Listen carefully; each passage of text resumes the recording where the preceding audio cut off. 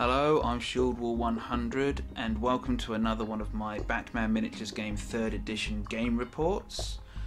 Today we are looking at a confrontation between a Batman crew led by the John Paul Valley version of Batman, aka Azrael, and a Soldiers of Fortune crew led by Bane. There's some historical significance between these two characters if you followed the Knightfall arc. And so yes, I thought it would be a good little confrontation to get on the board, so to speak. Right, let's have a look and see which models are in the crews. The Batman crew, as you can see, consists of some new faces and some familiar, shall I say. As I said in the intro, we're using the John Paul Valley version of Batman here. This is a much less subtle version of, the Batman. He exchanges Bruce Wayne's reinforced gloves for claws that do a mixture of blood and stun damage instead of just all-out stun damage. He exchanges batarangs for a flamethrower, and he also, last but not least, he exchanges the bat armor for medium armor, which reduces the attack dice incoming by more overall, but doesn't get rid of the strength die necessarily. So yes, it's a big difference. And he's still quite mobile and he still hits hard, but he doesn't have the various detective abilities, and his traits are much more close combat oriented than the most Batmen in the game. To his right and our left, next to him, you can see Oracle, the second new model that I'm using and haven't used before. She is very much a manipulator of objectives. That's what she's all about. She doesn't directly influence anything on the board apart from objective markers, I don't think, really. That will be borne out as the game goes on, I'm sure. This model actually represents her area of influence on the board. She isn't meant to be rolling around in her wheelchair out here in the middle of the street fight. It's more of a representative thing, and it's a really cool model. Also in the gang, you can see Katana, also in the centre left. Didn't really get much use out of her against organised crime before, so hoping for better showing today. Larida, the SWAT officer at the forefront there. Familiar silhouettes there of Harvey Bullock, and Officer Merkel at the very back. We've seen them plenty. Okay, let's move on to the Soldiers of Fortune crew. The Soldiers of Fortune crew here weighing in at one less model than the Batman crew at 5 models. But what are 5 models? You can see in the centre we're being led by Bane, the Rebirth version, and a very no-nonsense leader he is too. We've seen him so far on this channel when he totaled the Joker. And yes, he is just the brick S-house that he's always been. I'm using, from the options he gets, you can opt to give, there's one of 3 different options you can give him. I'm taking the option where he gets extra Venom doses and can apply them to his crew members.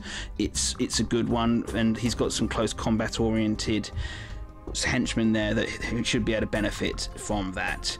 The Duke, the elite op to the left of Bane there, you can see he's usually taken in my Soldiers of Fortune crews because he's a good solid hefty gun based model who's got armor and takes no nonsense pose, which I like. Carrying on to the left, you can see Dreadnought op. Haven't used him, I don't think, since my first game report on this site. And yes, I love the model. The pose with the 2 hatchets is really good. Tomahawks, not sure exactly. And hoping to get some good Venom based carnage using him as well. Okay, to Bane's left and our right, we can see Militia with the gigantic arm there. And she's a great one. I've described what she's like as well. She's mobile, she hits hard, she's got great armor. And yes, good candidate for Venom doses too. And finally, as always in Soldiers of Fortune, you want her to be taking Infiltrate op if you can. She's just brilliant. And yes, if the Batman crew is going to be using hacking abilities with Oracle, then might as well bring some along of your own in terms of, well, the Infiltrate op's own traits, which allow her to manipulate suspect markers as well. For purchasable war gear, I forgot to mention when I did the Bat crew, and I'll go through them as the game progresses, but since I'm here, the Soldiers of Fortune crew, the elite op with the gun there, he has night vision goggles and a grapple gun for that extra mobility and long range firepower.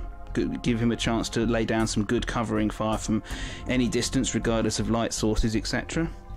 And Infiltrate Op has a backpack, because I wanted to see how that goes. It gives her that extra reveal action a turn, and you know, she's already moving suspect markers around. Maybe she'll get to pick some up as well.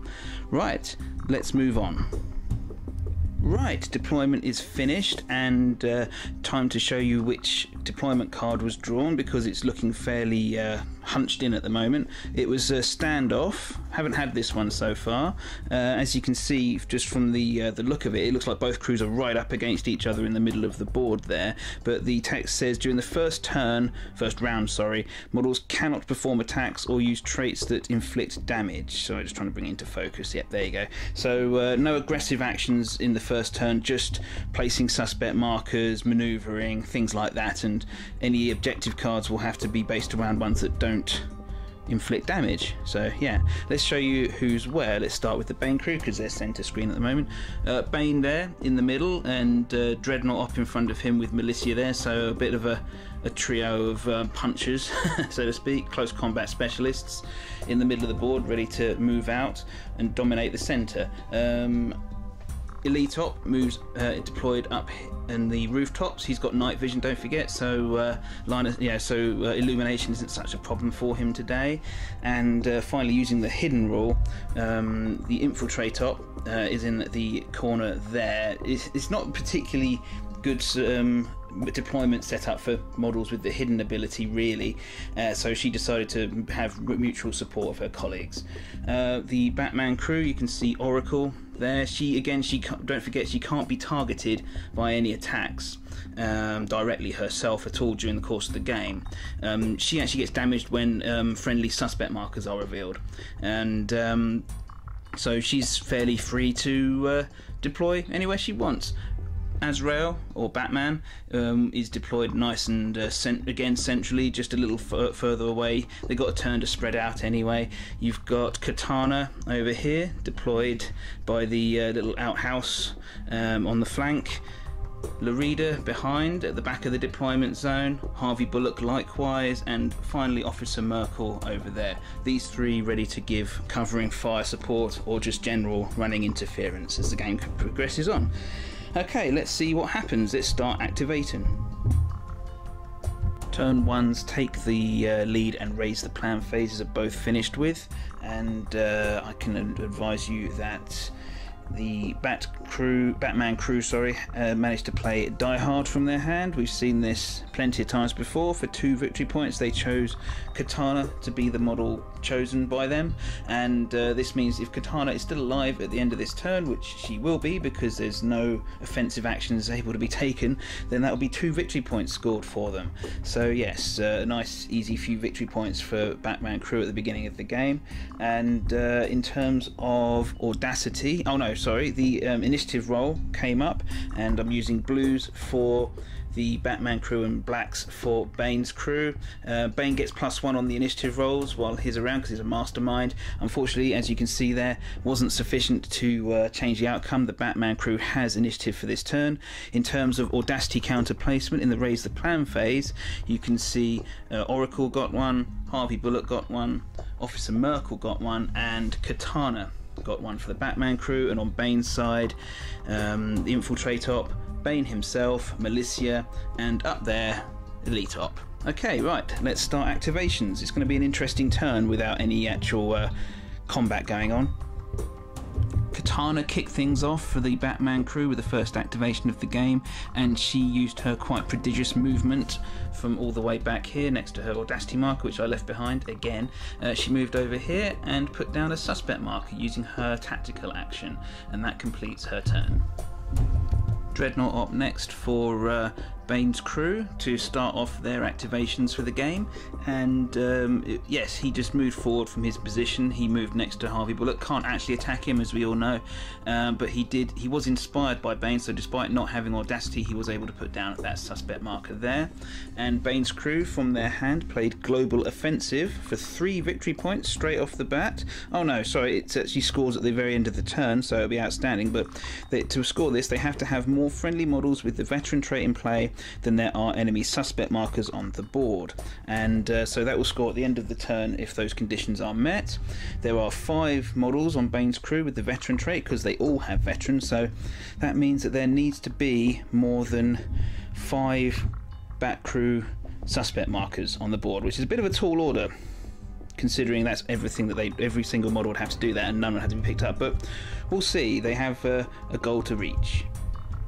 The rider, the SWAT officer, activated for the Batman crew, and he scooted around the back of the Dino Gas, that's what I was thinking of, Dino Gas, to put down another suspect marker. He has a radio, so despite actually not having audacity, he was able to do that. So there you go, over to Bane's crew.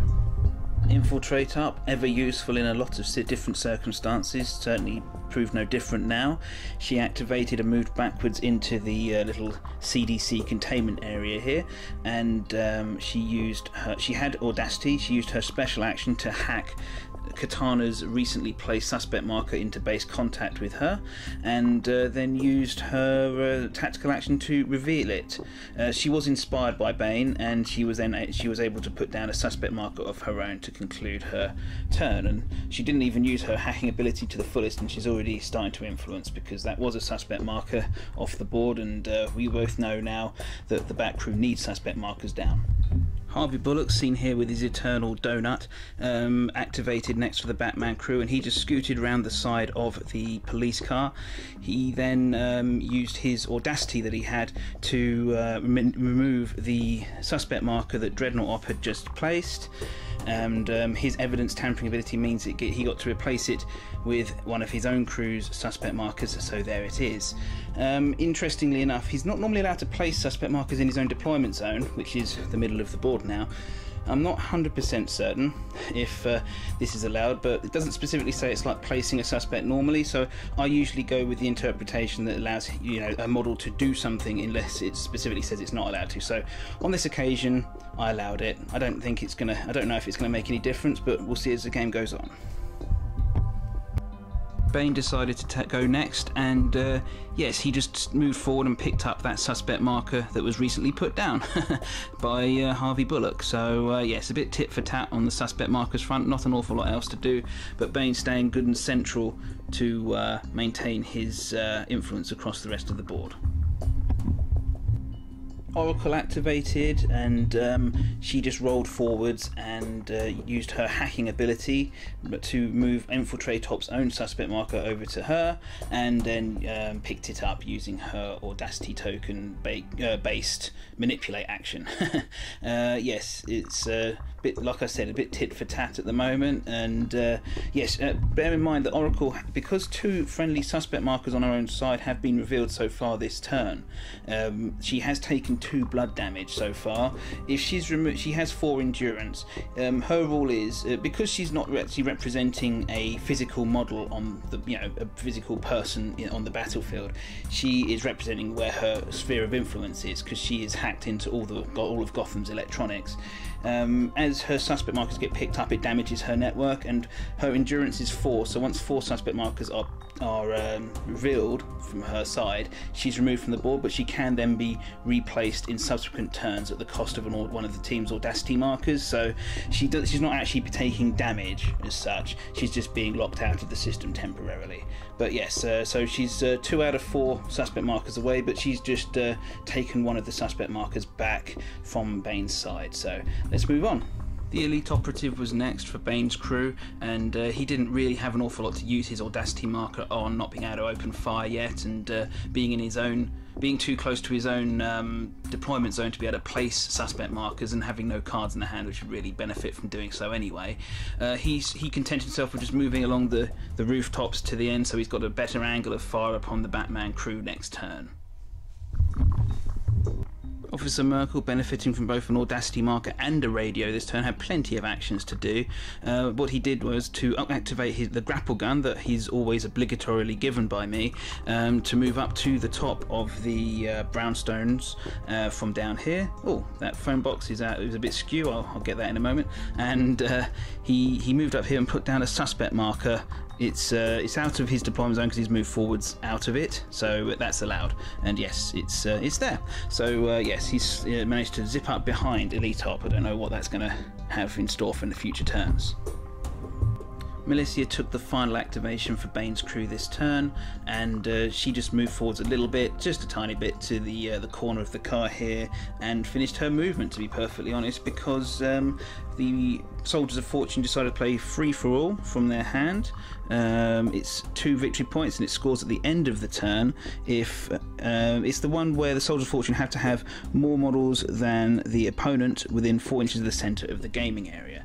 So I haven't actually measured who's in and who's out yet, but it's looking good for them. And yes, I mean, so far there's only Azrael to go, so he'll be one model who can get there if he even chooses to do so. It'll be 2 points in the bag for the Soldiers of Fortune if they do score it, though. In this first turn of nothing much more than manoeuvre, really, the Azrael activated next to finish off the turn's activations, and what he did was to move into the middle of the board to contest the free-for-all that Militia just played. And yes, I worked out that it will actually successfully do so because Bane has just strayed a tiny bit further than 4 inches away from the middle of the board. So that was a bit of a mistake on my part. Oops. But Bane maybe wanted to get into position for something else next turn. Who knows? Well, I do, but never mind. So yeah, there you go. That finishes Azrael's turn off, and I'll move on to the recount phase now to see if anyone can score some cards. Recount phase just completed for turn 1 then, and no damage had to come off because no damage was caused, but some cards were definitely played and scored, so let's go through those now. For the back crew's part, Die Hard scored from the beginning of the turn because Katana is of course alive and well over here. Was nothing that was going to, like I said, there was nothing that was going to be able to stop that, but that scores, so good to keep a record of it. From the Batman crew's hand, Secure the Perimeter also came out, which we've seen before. They just have to pick up 2 of their suspect markers, friendly ones, from within 2 inches of a board edge, and there were only 2 left on the board, and so it's the Riders and Officer Merkel's both got picked up to score 2 victory points for the Batman crew. On the Bane crew side, we just covered that free-for-all does not score for them for 2 points because Batman cancels out Militia's presence in the centre. Oh well, too bad. However, in terms of global offensive, which was played by the Bane crew at the beginning, much further earlier on in the turn, they certainly do have more friendly models with a veteran trait than enemy suspects in play. There's 5, and at the most the Batman crew had 2 at the end of the turn, so that certainly scores for 3 points for them.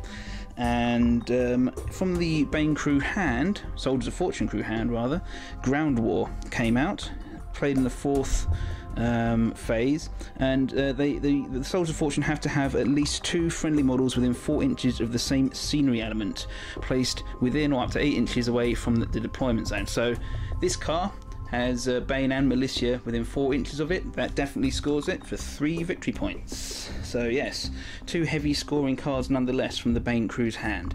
Okay, I've got a good feeling about turn number 2. I think we might see a little bit of violence. Both crews being fairly intermingled. It's going to be tricky to work out who gets Audacity. Right, let's get on with it. Right, turn 2's Take the Lead and Raise the Plan phases are both complete now. In the Take the Lead phase, the Soldiers of Fortune crew played Domination. We've seen that quite a few times whenever this crew's come out before, and a lot of text there, so I will be happy to summarise, but it's worth 3 victory points at the end of the turn.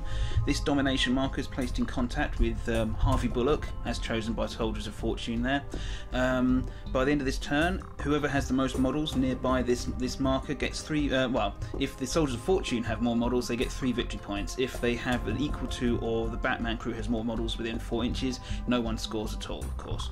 Yes, this marker can also be manipulated to be moved around as well, but we'll see if anyone's got time to do that when bullets and fists start flying. Okay, in terms of the initiative roll, I'll just show you once again. Batman in blue and Bane in black.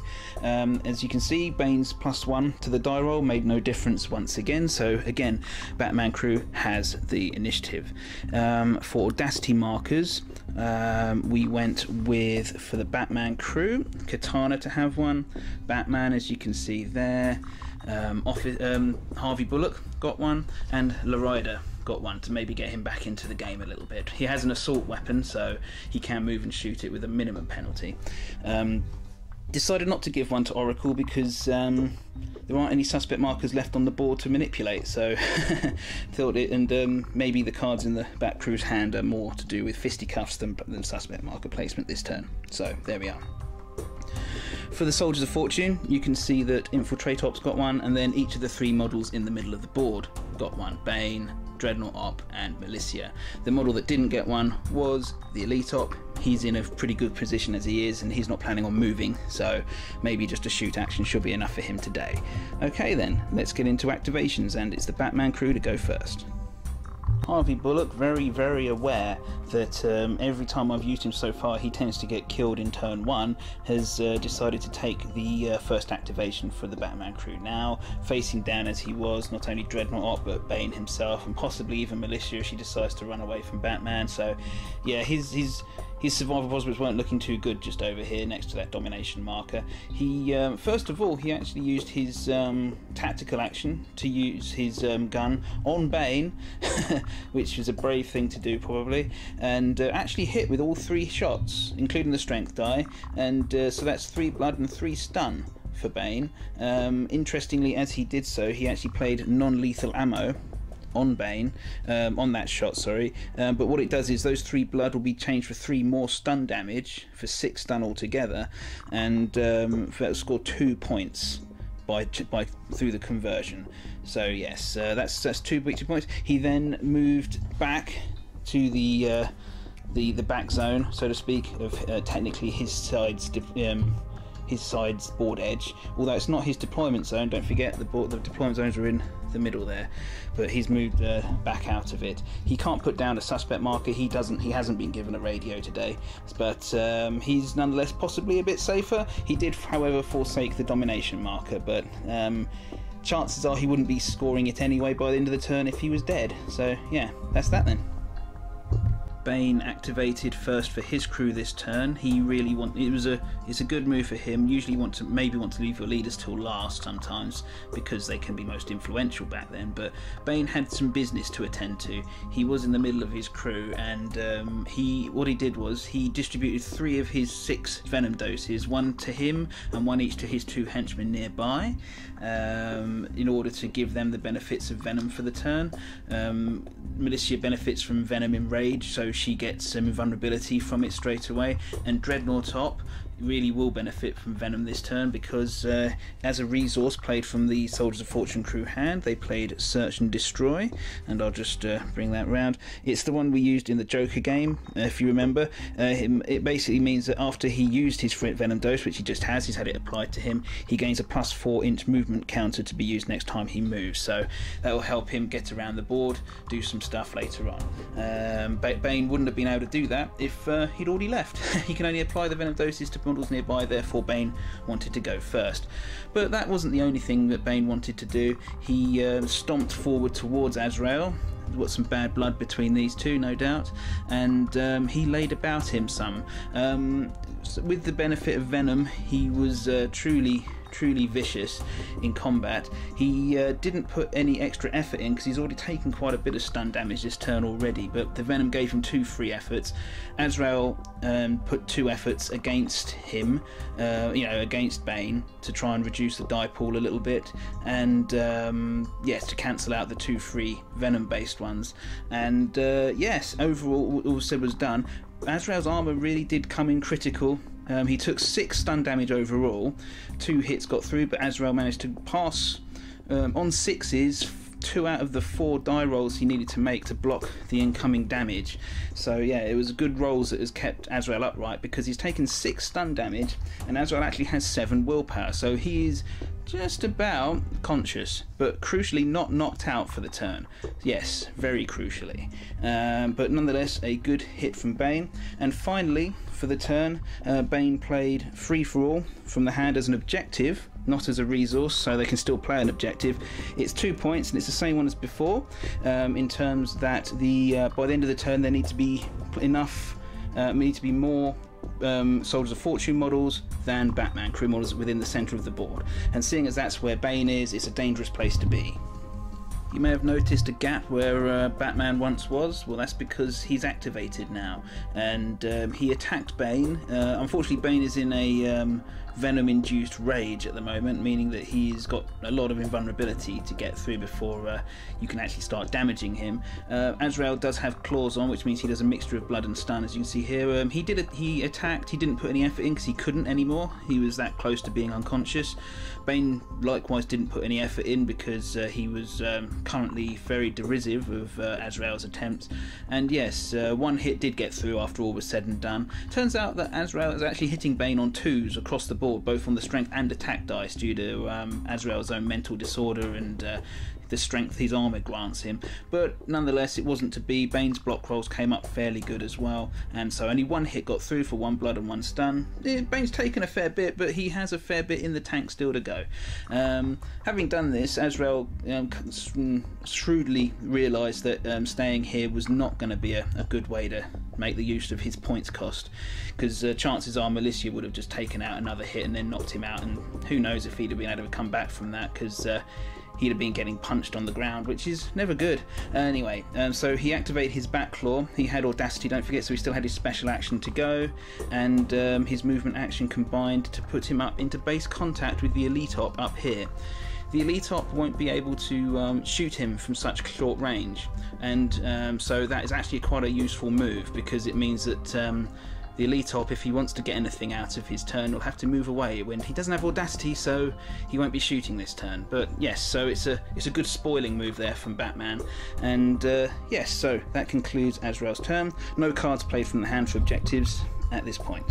Dreadnought Op hopped up on Venom and, raring to go with his +4 movement counter for the turn, decided he'd be going next. First of all, he put down a suspect marker using the inspiration he got from Bane to get a free manipulate action. He then had to use that +4 movement counter he got granted earlier in the turn to get into combat with Harvey around the cop car, or over it. Either way, it would have required the use of the counter.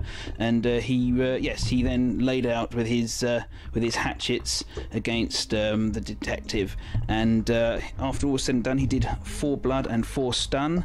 The extra dice he got for Venom and everything were really useful, but Harvey's own Harvey's own defense dice, were really, really useful there as well, and just about kept him alive. A lesser henchman would have probably been killed by that, but Harvey's a bit sturdier than the usual, but he's still flagging quite a lot. No cards played from the hand, and so we'll move on to the Batman crew's activation next. SWAT officer Larida really wanted to go next, and so did for the Batman crew. First of all, he has a radio, so he was inspired by Batman despite the long distance, so the first thing he did was to use the freebie manipulate granted by that to put down a suspect marker where he put one down before. He then rushed forward using his fairly prodigious movement of 10 inches for a henchman, and decided to use his custom assault submachine gun, can't remember the exact terminology, his submachine gun on Militia. She has medium armor and Venom in rage, so it was actually quite a tall order to get any damage through, but nonetheless he did manage to do so with his own quite high, his very good gun, and also his expert marksmanship as well. He managed to get 1 hit through. Normally he'd do blood damage, but once again from the hand of the Batman crew came non-lethal ammo, which as with Harvey Bullock earlier in the turn, converts that blood damage to stun damage, but does give them 2 victory points straight off the bat. So yes, pretty good score there, and let's move on. Infiltrate Op came up next, and the first thing she did was to use a resource from the hand of the Soldiers of Fortune crew, Black Ops as a resource. It doesn't cost any resource points, but what it means is, if I just bring it into focus there, a friendly suspect marker can be used as a sewer marker for this activation only. So what she did was, she was in base contact with this sewer marker down here. Using her manipulate action, she managed to end up over here next to the recently placed suspect marker. That basically got her out of Katana's killing range probably for the turn, but yes, she can't move any further after this. But what she did do, she still had her special action, which she used to hack, and what she did was she brought the domination marker, which was just over here, towards the middle of the board, right in between Bane and Militia and herself. So looking like that one's scoring quite heavily at the moment in favour of Soldiers of Fortune, so pretty useful move. Katana activated with Audacity, and she just found herself without an infiltration operative to chop up nearby. So what she consoled herself with vaulting over the barrier wall there and throwing her shurikens at Bane. Only one got through. They do stun damage as opposed to blood. So yes, just the strength die managed to get him, despite only needing 3s to hit him. It's a bit of a disappointing roll. And yes, that concludes Katana's turn. Elite Operative up next for the Soldiers of Fortune crew doesn't have Audacity, so very limited in what he could actually achieve this turn. He was in this corner here in base contact with Batman. He just moved, so he had a bit of a gap between him and the Caped Crusader, or at least the Azrael version of, and he'd be able to use his gun next turn, assuming he was out of base contact. He didn't want to move into line of sight of Officer Merkel, who still hasn't activated yet and is still toting that riot gun, which has taken down so many arch criminals across Gotham since I've used him. And so yeah, what chance does he have? But yeah, so he didn't want to move into line of sight of that, but nonetheless he wanted to get out of base contact for future turns and at least make Azrael chase him. So there you go. Officer Merkel up next, and he decided that he'd best use his turn getting points if he possibly could, rather than moving to a better position for future turns. First of all, he doesn't have Audacity, but he does have a radio. He was inspired by Batman, so he was able to use that free action to put down a suspect marker. He then used his normal action for the turn to reveal it, and in so doing he turned it, as you can see, into loot for the valuable commodities card. We've seen that plenty of times before, but it's 3 points, and if he's holding this loot by the end of the game, or anyone on the Batman crew for that matter, then that'll be 3 points for their side. So that one will be outstanding for the rest of the game. It does get rid of that suspect marker and put that loot counter on his character card, but it's 3 points, and 3 points is 3 points is 3 points. Militia took the last activation for the Soldiers of Fortune, and she, having been shot at by Lorida, she decided to get some vengeance. She stalked over to him and basically proceeded to pound his head into the concrete. Her Venom dose gave her 2 free efforts, and he efforted a little bit to try and reduce her pull, which she got the efforts back for that Venom dose, and yes, beat him up. She put 1 extra effort in herself, just for good measure, to get an extra dice back as well. And yes, as you can see, Lorida will be very knocked out by that, and I will be marking him accordingly in just a moment.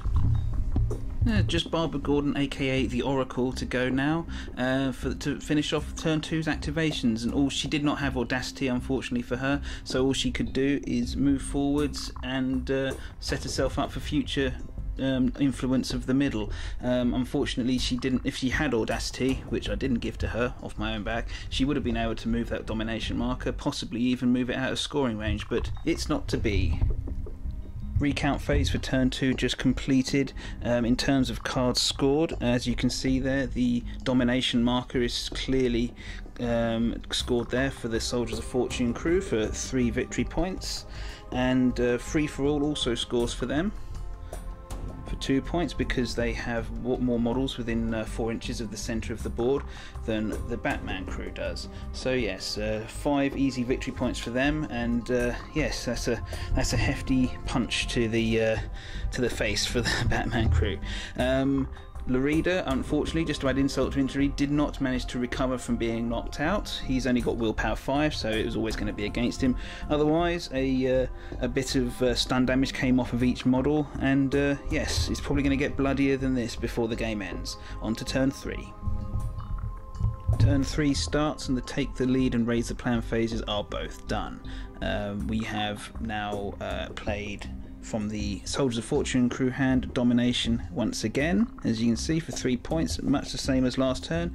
And actually again they chose the same enemy model to focus on. Harvey Bullock at the back there has the domination marker. It's looking like they're daring him to stay put and die, or run away and forsake the 3 points. And yes, I mean, Dreadnought Op is undamaged so far, and he doesn't look like he's going anywhere, so it's a pretty safe bet that it might score, actually, one way or the other. We'll see, I suppose. No cards played for the Batman crew or any others for Bane. In terms of the initiative roll, as you can see, it's 4 apiece, so Bane's +1 for being a mastermind actually means that he gets initiative this turn. Hurrah for him. And yes, audacity counters for Bane's crew. You can see Bane's got one himself, as has Militia, Infiltrate Op, because she's too cool, and what was I going to say? Oh yes, Dreadnought Op back there. Yes. Staying over here, you can see Harvey Bullock has an audacity counter for the Batman crew, as does Oracle this turn, Katana, and Batman himself. So the models without them are both up here actually for both sides. Officer Merkel and Elite Operative just there. Forsaken this turn. Not Elite Operative's finest game today, I'm afraid. He activated first to try and get some use out of his assault rifle before he gets clobbered one way or the other, perhaps. Don't forget, Azrael cannot use his Batclaw this turn, so he, for want of anything better to do, is stuck up here with the henchman. So this henchman's probably going to take some hurt on him before the end, so I thought might as well get some shooting out of him.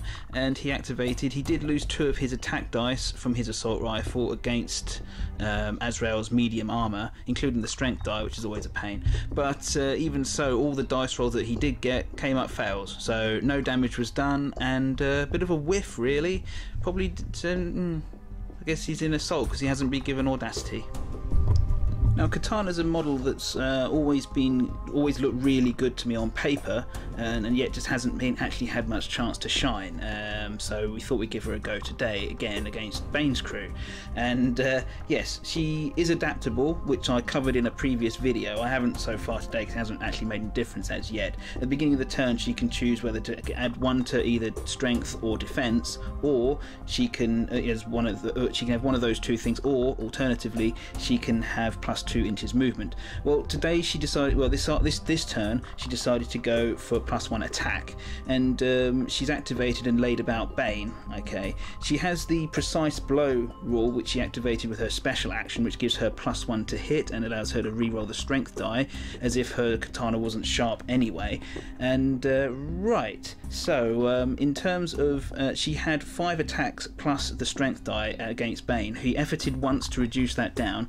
She didn't effort anything herself, so she was 1 attack reduced, but nonetheless, I begin to wish I put the effort back in now, because she managed to do quite a hefty amount of damage to him.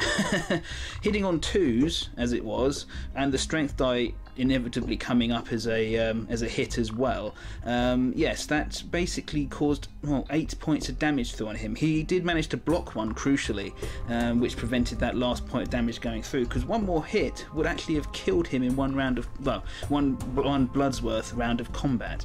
Bane is really, he's one of the most solid models in the game in terms of the amount of damage he can take. He's got 9 points of will and 10 points of endurance, and you have to get through the endurance in order to kill him. You can't knock him out. He's impossible to knock out. Any additional stun damage over his willpower will just convert into blood damage. He's taken quite a lot of willpower damage already as well, so he's actually very close to death. Unfortunately, his defense value is only 3, so it is quite easy to hit him, and then when you get that +1 like Katana just did, he's hit on 2s, and so yes, he can be a bit soft sometimes, but he can usually soak it up. And he's taken a lot of damage so far this game, there's no doubt about it. You know, lesser models than he would have been down, and he's not even down from this. There's not many models, even among the Batmans, there's not many models that could take that much damage and still be on the board. So yes, that's pretty good. But nonetheless, yes, good showing from Katana there. Didn't score any cards, but very nearly very, very powerful move. And, you know, Bane is going to have to be very careful for the remainder. looking to score some swift revenge for Bane's recent misfortunes. The Dreadnought activated for the Soldiers of Fortune next, and punished Harvey Bullock for not activating earlier in the turn. As you can see, there's 5 blood and 5 stun going there from Harvey. The Dreadnought actually put a couple of effort in just to make sure, because he didn't want this domination marker not scoring. And yes, that's certainly sufficient after all is said and done to remove Harvey from the board. The objective card was played from the Soldiers of Fortune crew as the cyber attack, which is 2 points, a lot of text, but what I'll do is they rolled a dice and put down a counter worth 4. Sorry, D3 plus 2 came up as a 4 on this Batman suspect marker. They could have done it on another one, but there's only one suspect marker out there, so this one will have to do. This suspect marker actually did travel down the board a bit. Oracle actually has the scheming ability, so she actually moved it backwards a bit further out of reach of Bane, but nonetheless, she didn't actually have this in mind, because this 4 counter will run down at the end of each subsequent model's activation, and if it reaches 0 and this suspect marker is still on the board, then the cyber attack will score for 2 victory points for Bane's crew, and there's not an awful lot that's going to stop it. Right, let's move on. Azrael was very angry at being shot at, not so much at the death of the police officer, but very angry at being shot at indeed, and so he activated and moved in close to Elite Operative there, and as you can see he's been knocked out. It actually came down to quite a lot of damage actually. Azrael activated his unstoppable trait, which meant that Elite Op had to make 2 successful block rolls just to stop 1 hit getting through, and Azrael once again was hitting on 2s across the board, both on the strength and attack dice. So despite the fact that Elite Op, he gambled and kind of lost, but he gambled by putting the maximum effort in to reduce the attack pool coming in. Azrael could only put 1 dice back in, you see, because of the amount of damage he'd sustained so far. He could only effort once before he went unconscious again. So yes, unfortunately the gamble didn't pay off. The remaining 3 attacks did all get through and weren't blocked at all, thus doing 6 points of willpower damage and 3 points of endurance damage, sufficient certainly to knock out Elite Operative.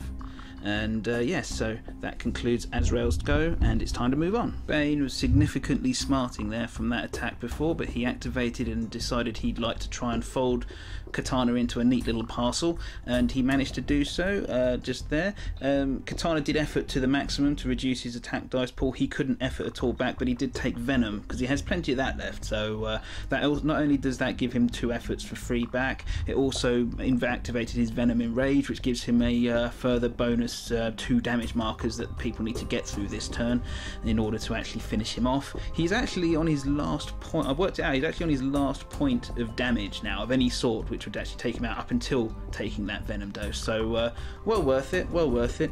Anyway, yes, he managed to knock out Katana. Having used his Venom, he then was able to play Search and Destroy from the hand for an objective worth 2 victory points. It's the one where he just needs to score at least 2 hits during activation, where he performed at least 2 efforts, and the Venom made that very easy indeed. Right, let's move on. Officer Merkel activated. He was inspired by Batman, both having a radio and also being within 8 inches anyway, so he was definitely inspired. First of all, he used the radio to put down a suspect marker, which you can see there, and as you can further see, it was a snitch as played from the hand of the Batman crew, the almost obligatory snitch card that comes out every game. 3 points if that snitch marker is is further than 4 inches away from enemy models by the end of the turn, and it certainly will be. There's nothing that can reach it, and Duke himself, as we know, is knocked out. So he then decided to move down into base contact with Duke. He can't do anything else. He didn't have audacity in order to arrest him, but he's there just in case Duke doesn't come round for next turn. Who knows whether that will happen. Officer Merkel off on his scoring spree once again. Melissa up for the Soldiers of Fortune, and remembering that the game's about scoring points rather than about carving up or destroying your foes, she decided she'd move around the back of this outhouse workman's hut, I can't remember what it's called off the top of my head, and put down a suspect marker. In so doing, she played Black Ops from the hand of Soldiers of Fortune for 2 victory points, as you can see there. There's the text. Basically, she's moved around behind this out of sight of Oracle and put down a suspect marker. Neither her nor the suspect marker are in line of sight of Oracle, and therefore that fulfills the conditions for this card. 2 points straight away for Soldiers of Fortune. Infiltrate Op activated next because the back crew decided to use their pass in order to force her to go before Oracle did. She moved up to here where she could just about see Officer Merkel from the through the night, and she opened fire upon him and get 4 hits through altogether, each doing 1 blood. He's down to 1 endurance left. If he takes another one, he dies, and crucially will drop that loot. But yes, that wasn't the best thing that she could have done, but she didn't know exactly where to go, and she can't put down any more suspect markers because she's too close to her own deployment zone. But yes, so that concludes that. The Soldiers of Fortune did, however, play Global Offensive again from their hand. If you recall, that's 3 victory points, and by the end of the turn they simply have to have more veteran models in the play than there are enemy suspects, and that's looking pretty much guaranteed right now. All of their crew, remember, are veterans, and there are very few suspect markers for the back crew. And of course, I did always forget to mention that the cyber attack has long since scored over here, remember, for that backman suspect marker. The timer ran down quite well a couple of activations ago. 2 victory points in the bag for Soldiers of Fortune. Just thought I'd mention that before we carried on. Oracle concluded the turn's activations. She wanted to stay till last because she had some things to do. She had audacity. She moved up to the back of this police car here, and she used her special action to hack the domination marker away from Dreadnought Op to be over here, which is both within 4 inches of her and possibly within Dreadnought Op. But crucially, she knows as she's the last model to activate, she will be able to prevent it from scoring. That's 3 points denied to the Soldiers of Fortune. She also, the hacking lets her move 2 suspect markers, so she moved the Soldiers of Fortune suspect marker just into base contact with her, maybe give her an easy reveal action next turn. She can't reveal it now. She's actually, no, she can. She's going to use her manipulate action to manipulate it right this second, because she hasn't used it yet. She's used her special and her movement, but not her manipulate, so she hacked it over to her and then she picked it up. Right, that concludes turn 3's activations, and let's move to the recount phase. Right, the recount phase for turn 3 now completed. I can advise that in terms of recovery, unfortunately Katana and Larida both failed their willpower rolls and so will be remaining knocked out for the 4th and final turn. Conversely, Duke up here in between the 2 Lord Batman crew members managed to pass his willpower roll, and he's knocked down but not unconscious for the last round. So yes, maybe that might just hold up things a little bit there for Batman there. From the hand cards played, Ground War came out again for the Soldiers of Fortune crew, a hefty 3 victory points scored in this last phase because they have 2 of their crew models within 4 inches of this car. Again, same car, same thing. Important car, obviously. Really important car. So yes, 3 victory points for that. Otherwise, as we know, the domination marker at the back did not score, so that would be going. However, Global Offensive did score. It was played earlier in the turn, and they certainly have more veteran models in play than there are Batman crew suspects, so yes, easy points there. And finally, for the Batman crew, the Snitch does score because there's no one nearby for Soldiers of Fortune, so 3 victory points, lovely for the Batman crew. Okay, now let's move on to the last turn where, well, I don't know who's winning. Both sides have been hitting each other hard, both in terms of actual hitting and also in terms of scoring points. So we'll see, yeah? Let's find out. Okay, the final turn and raise the plan and take the lead phases are both done. There were no cards played from the hand for the first 2 phases for, like, you know, objectives or whatnot, unfortunately for both sides. The initiative roll came up a 3-2 in favour of Batman crew. Bane would actually increase his roll to a draw. The draw, however, just means that the Batman crew gets it anyway because they didn't have it last turn. So whichever way you slice it, the Batman crew is going first again.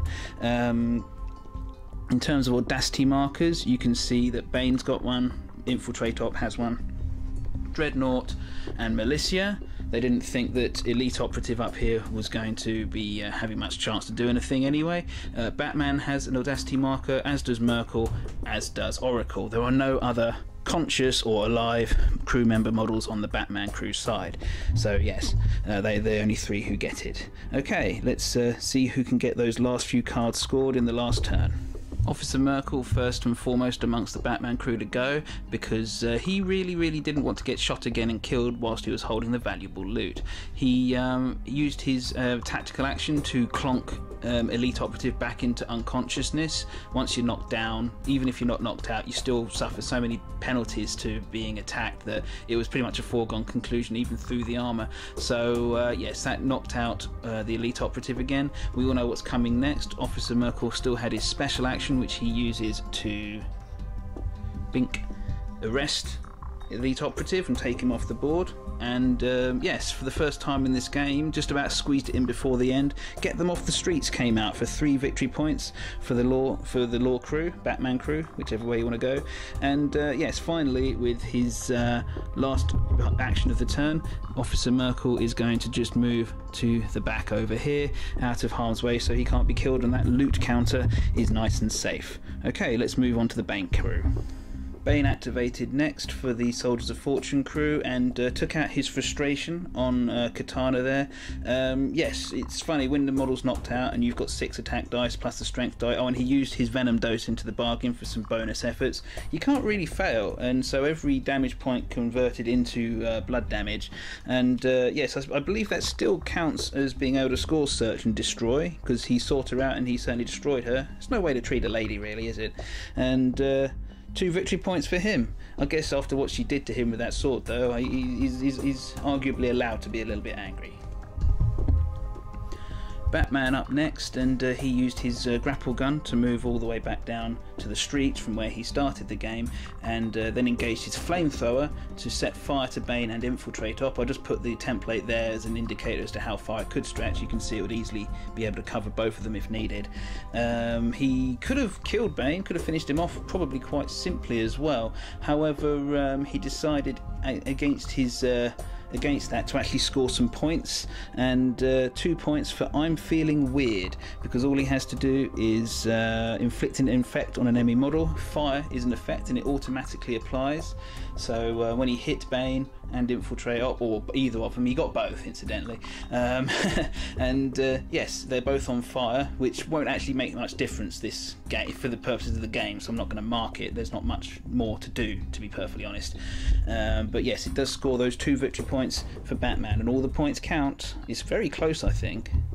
Decided to activate Militia next to see what she could do. She had Audacity, she used her super jump and her Venom dose to get into combat with Azrael, and she managed to get 1 attack through the strength die, and that was sufficient to knock him out. He's been creaking all game, and you know, he's done as much as he could be expected to do.